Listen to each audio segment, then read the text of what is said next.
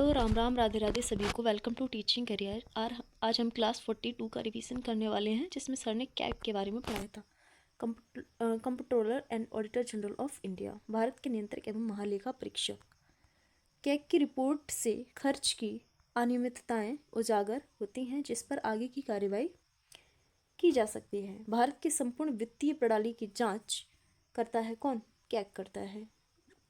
संपूर्ण वित्तीय प्रणाली मतलब जहाँ पर जनता का पैसा लगा हो, वो किसी भी रूप में हो सकता है, कर के रूप में होता है, टैक्स के रूप में। लेखा परीक्षण क्या होता है? ऑडिट करना। केंद्र एवं राज्य सरकार दोनों के लिए ये ऑडिट करता है कौन? कैग। ठीक है, दो शब्द बताए थे सर ने, एक लेखांकन करना, दूसरा लेखा परीक्षण करना। तो लेखांकन करना किसे कहते हैं? समपरीक्षा के खाता बनाना। पहले ये कार्य कैग ही करता था, लेखांकन, केंद्र के लिए और राज्य के लिए, दोनों के लिए। लेकिन 1976 के बाद से 1976 से कैग जो है वो केंद्र सरकार के लिए कार्य नहीं करता है, केवल राज्य सरकार के लिए करता है 1976 से। संघ के लिए लेखांकन, अकाउंटिंग फंक्शन का कार्य CGA करता है। ठीक है, कंप्ट्रोलर जनरल ऑफ अकाउंट्स ये करते हैं। ठीक है, यह वित्त मंत्रालय के अधीन आता है, लेकिन एक संवैधानिक पद नहीं है। यानी कि इस पद के लिए, CGA के लिए, कोई भी आर्टिकल हमारे संविधान में नहीं दिया है, इसलिए कोई भी ये एक संवैधानिक पद नहीं है। लेखा परीक्षण जो ऑडिट होता है ना, ऑडिट करना, वो केंद्र एवं राज्य दोनों के लिए ही करता है कौन? कैग। फिर नेक्स्ट है जो कैग की नियुक्ति है, वो नियुक्ति कौन करता है? राष्ट्रपति करेगा।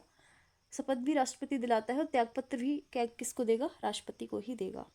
पद मुक्ति कैसे होगी? जैसे सुप्रीम कोर्ट के न्यायाधीश की होती है, उसी प्रकार से कैग की पद मुक्ति होती है।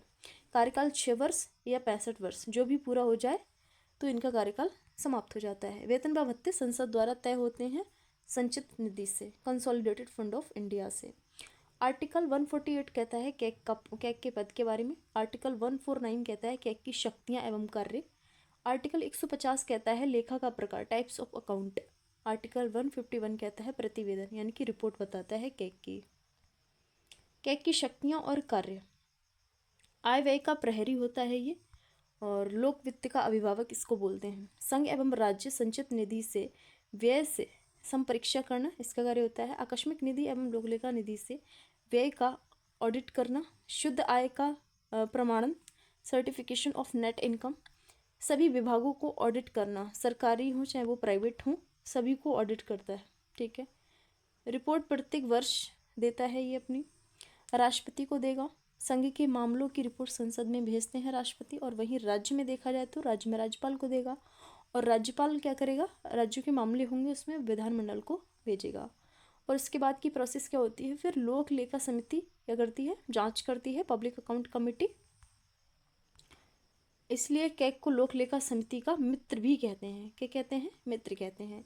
प्रथम हमारे जो कैग थे भारत के B नरहरि राव थे 1950 से 54। दूसरे थे अनिल कुमार चंदा। वर्तमान में हैं के संजय मूर्ति जो 15वें कैग हैं। और 1858 एक्ट, जब कैनिंग उस टाइम पर वायसराय था, उस टाइम पर पहले जो कैग बने थे वो कौन था? एडमंड ड्रमंड थे। ठीक है, तब एक कैग की पोस्ट की बात करी गई थी, और वही चीज़ आज भी देखने को मिलती है। तो ये थी हमारी क्लास। Thanks for watching. मिलते हैं नेक्स्ट वीडियो में।